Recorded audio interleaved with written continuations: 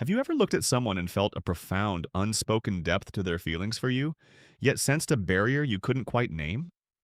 A love that feels more like a steady, quiet presence than a loud declaration. It's a common experience. This sense that he loves you more than he even knows, or at least more than he can ever say. This isn't about wishful thinking or trying to read minds. Psychology suggests that this gap between a person's inner world and their outward expression is a fundamental part of human behavior. It's rooted in the vast, hidden parts of the mind that drive us in ways we rarely understand. We're going to explore this hidden territory, not to find easy answers, but to gain a deeper understanding of him, and perhaps more importantly, of yourself. To understand this phenomenon, we first need to look at the parts of ourselves that operate below the surface of our daily awareness. Think of the mind as an iceberg. The small tip you can see above the water is your conscious mind, your thoughts, your plans, your spoken words. But beneath the surface lies the immense, powerful mass of the unconscious. This is where your deepest emotions, ingrained beliefs, and automatic behaviors are stored. It's the part of him that chooses to act, protect, and provide, often without a conscious thought connecting these actions to the words, "I love you." His love may exist powerfully in this unconscious space, a driving force behind his behavior, even if he struggles to bring it into the light of conscious expression. In psychology, we often see recurring patterns of behavior, or archetypes, that help us understand these unconscious drives. One such archetype is the silent guardian. This is the man who expresses his profound love not through poetry or grand romantic gestures, but through quiet, consistent acts of service and protection. Does he make sure your car has gas? Does he fix the leaky faucet without being asked? Does he work tirelessly to provide a stable home? From the outside, these can look like simple duties or responsibilities. But from a psychological perspective, these actions are often the only language he has been taught to speak for his deepest affections. Each fixed shelf, each long day at work, is a sentence in a love letter he doesn't know he's writing. His unconscious mind has found a channel, a safe, practical, and tangible way to express an emotion that feels too large or too vulnerable to put into words. Now think about your own experiences. Have you ever felt a disconnect between what you need to hear and what he does? You might be waiting for the words, for the emotional reassurance, while he believes he's showing you his love every single day through his loyalty and his actions. This isn't a failure of his love, but a fundamental difference in language. It's like one person is speaking French and the other is speaking Japanese, and both are wondering why the other doesn't understand the depth of what's being communicated. You might perceive his silence as distance, while for him, his consistent protective presence is the ultimate proof of his commitment. He is standing guard over your well-being, and in his mind, that is the most powerful declaration of love there is. This disconnect is where so much confusion and quiet heartache in relationships is born. He believes his actions are shouting his devotion from the rooftops, while you may only hear the silence in between. But what if we could learn to see the love that isn't spoken? What if understanding the why behind his silence could transform your entire perception of your connection?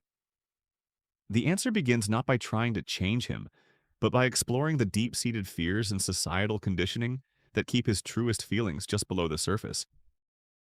So, why does this emotional silence exist?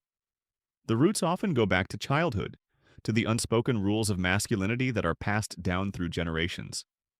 From a very young age, many men are taught a specific emotional script. They learn that their value lies in being strong, capable, and in control. Emotions like sadness, fear, and even overwhelming love are often framed as forms of weakness, as vulnerabilities that must be managed, contained, or hidden away. Think about the messages boys receive. Boys don't cry. Toughen up. Be a man. These aren't just phrases, they are powerful instructions that shape the very architecture of a man's inner world. He learns to build an emotional armor piece by piece to navigate a world that seems to demand stoicism from him. This armor is designed for protection. Its purpose is to shield him from judgment, from being seen as inadequate, and from the raw, unpredictable nature of deep feeling. And for a long time, this armor serves him well. It helps him compete, achieve, endure hardship. But when it comes to love, the very armor that was meant to protect him becomes a cage. The unconscious fears that if he were to take it off, if he were to reveal the full depth of his affection for you, he would be left exposed and defenseless. What if you don't feel the same way? What if you see his vulnerability and reject it? To his conditioned mind, this isn't just a risk of getting hurt. It's a risk of fundamental failure as a man. His entire identity, built on a foundation of strength and control, feels threatened by the simple, terrifying act of saying, "I love you with everything I am." Have you ever noticed a moment where he seems to be on the verge of opening up, only to pull back at the last second? Perhaps you see a flicker of deep emotion in his eyes, a softness in his expression, and then, just as quickly, the guard goes back up. That is the internal battle in real time. It's the clash between his genuine, heartfelt love for you and the powerful, lifelong conditioning that screams danger. His silence in this context is not an absence of feeling. On the contrary, it is often a testament to the immensity of that feeling. The love is so large, so significant, that it triggers his deepest seated fears about vulnerability. He loves you so much that the thought of expressing it feels like standing on the edge of a cliff. Therefore, his actions become the only safe outlet. Fixing your computer, working late to secure a better future, remembering the small detail about what you like in your coffee, these are not just chores or duties. They are carefully chosen, non-threatening expressions of a love he feels is too dangerous to speak aloud. He is communicating his devotion through a language of reliability and steadfastness. In his mind, these actions are the proof. They are solid, undeniable, and they don't require him to crack open his armor. He may not even be consciously aware of this trade-off. For him, this simply is what love looks like. It's what love does. And because this pattern is so deeply ingrained, so much a part of his unconscious operating system, he may genuinely not know that a whole other world of emotional expression exists, one that you are longing for him to enter. He feels the love, he acts on the love, but the translation into words is a step he has been trained his entire life to avoid. This dynamic creates a peculiar and often painful cycle in the relationship. You feel the presence of his love through his consistent actions, but the absence of words creates a void, a space for doubt and insecurity to grow. So, what do? Naturally, you might try to bridge that gap. You ask questions. You seek reassurance. You might create moments for emotional intimacy, hoping he will finally open up and give you the verbal confirmation you crave. You are essentially inviting him to take off his armor, to step out into that vulnerable space with you. But from his perspective, this invitation can feel like a demand, a spotlight shining on the very thing he has been conditioned to hide. This is where the paradox deepens. Your attempt to get closer, born from a need for connection, can trigger his unconscious defense mechanisms. The more you push for verbal intimacy, the more his internal alarm bells may ring. His programming tells him, this is dangerous ground, retreat to safety. Safety for him is the realm of action and predictable duty. So he might become even quieter, more withdrawn, or he might double down on his practical acts of service. He might wash your car or build that shelf you wanted, unconsciously thinking, I will show her I love her this way, the way I know how, the safe way.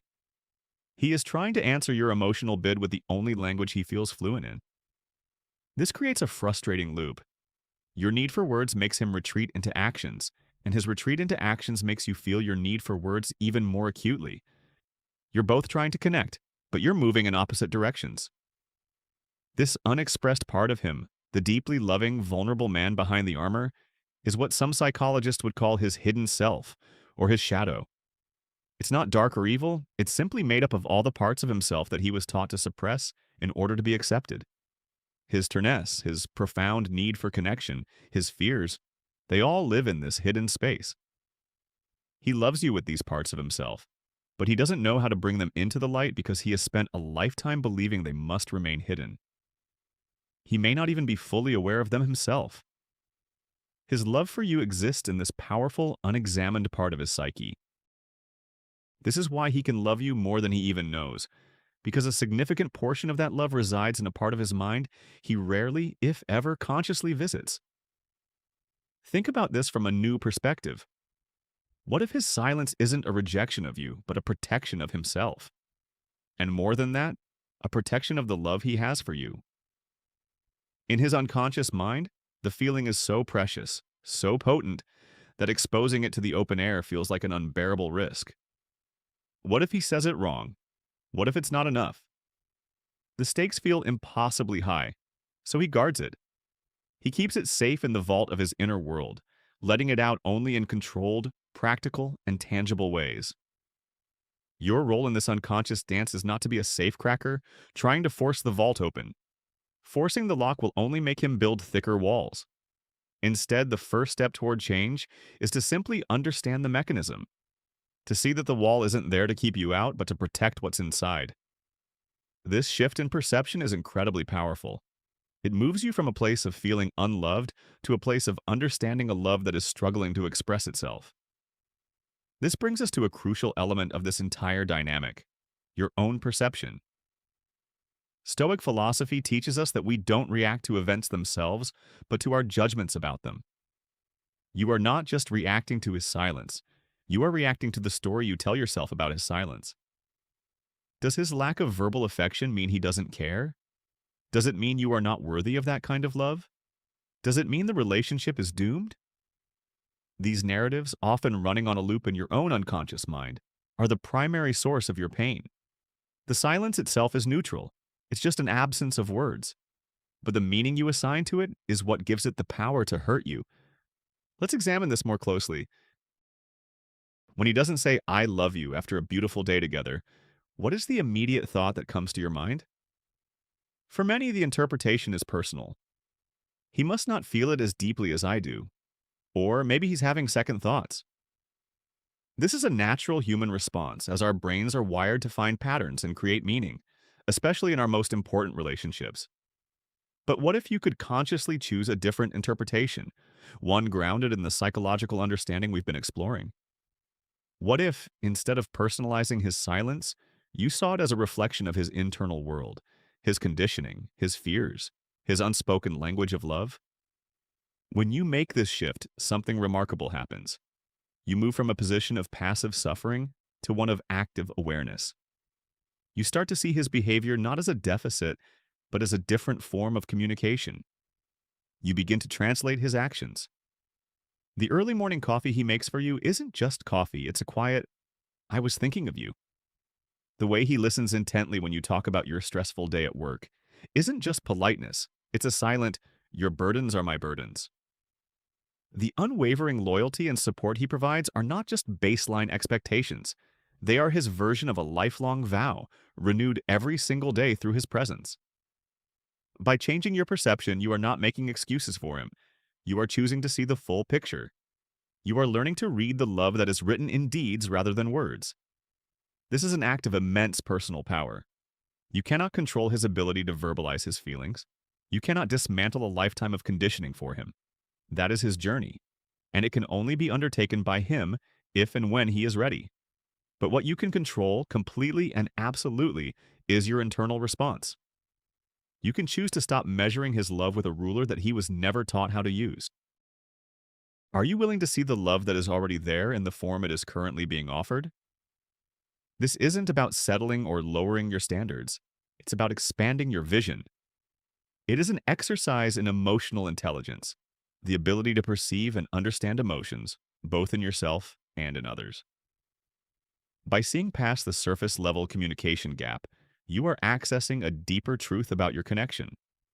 You are choosing to meet him where he is, not where you wish he would be.